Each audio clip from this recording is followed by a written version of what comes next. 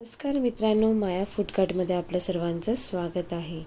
जसं तर तुम्हाला माहितीच आहे की महाशिवरात्री वीक असल्यामुळे आपलं पूर्ण हफ्ता व्हेजच असणार आहे. त्यासाठी मी एक गोड पदार्थ बनवला आहे सगळ्यांसाठी, तो म्हणजे दुधीचा हलवा.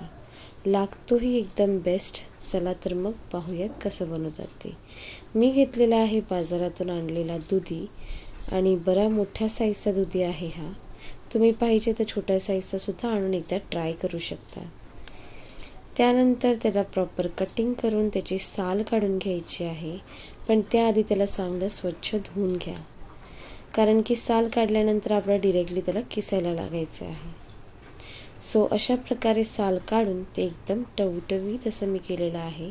आता त्याला आपल्याला किसून घ्यायचं आहे. मी किसणीच्या मदतीने किसणार आहे आणि मी त्यातल्या बिया काढलेल्या आहेत, कारण की मला बिया आवडत नाहीत. तुम्ही पाहिजे तर बिया सकटही त्याला तासू शकता. आणि बिया काढल्यामुळे मला दुधीचं केससुद्धा थोडं कमी मिळालं, तुम्हाला बऱ्यापैकी मिळेल. सो अशा प्रकारे मी एक पॅन घेतलेला आहे आणि डिरेक्टली मी त्या पॅनमध्ये माझा दुधी किसलेला टाकलेला आहे. आता थोडंसं 5 मिनटं मोठ्या आचेवर त्याला परतून घ्यायचं आहे, कारण की दुधी म्हटल्यावर त्याच्यामध्ये भरपूर असं पाणी असतं. ते थोडंसं आटून गरम होईपर्यंत आपल्याला ठेवायचं आहे. त्यानंतर एक मोठा चमचा असा तूप घालायचं आहे. त्यानंतर आपल्याला तूप घालायची गरज नाही. आणि तूप घातल्यावर त्याला एवढं मस्त खमंग वास सुटला की मी काय सांगू. त्यानंतर घालायचं आहे आपल्याला 1 वाटी दूध.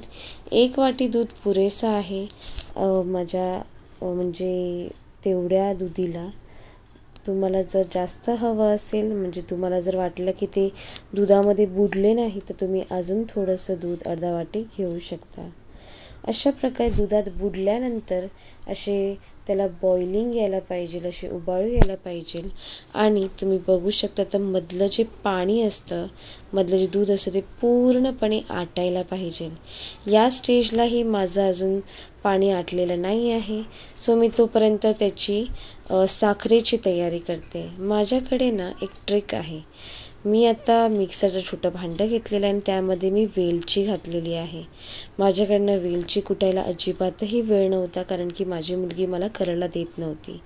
सो मी पटकन मिक्सरला लावले आणि माझी साखर जेवढी मी आतमध्ये घालणार आहे 4 चमचे, त्याचबरोबर मी वेलचीलाही त्यामध्ये मस्तपैकी किसून घेतलं, मिक्सर करून घेतलं.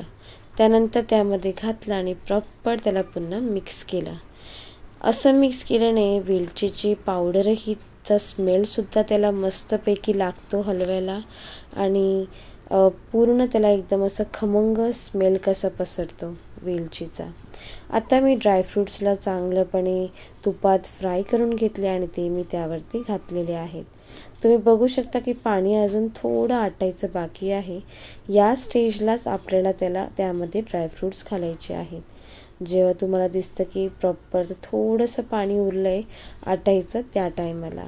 अशा प्रकारे माझं दुधी हलवा रेडी झालेला आहे. जास्त वेळही लागत नाही. गार्निशिंगसाठी नंतर तुम्ही ड्रायफ्रूट्स त्यावर टाकू शकता. अशा प्रकारे असा जाडसर असा जाळीदार असा दुधीचा हलवा आपला रेडी आहे.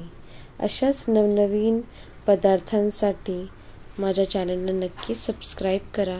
आणि गोव्याच्याही काही नवीन स्वीट डिशेस आहेत ते मी माझ्या चॅनलवरती घालत राहणार आहे. सो नक्की माझ्या चॅनलला सबस्क्राईब करा.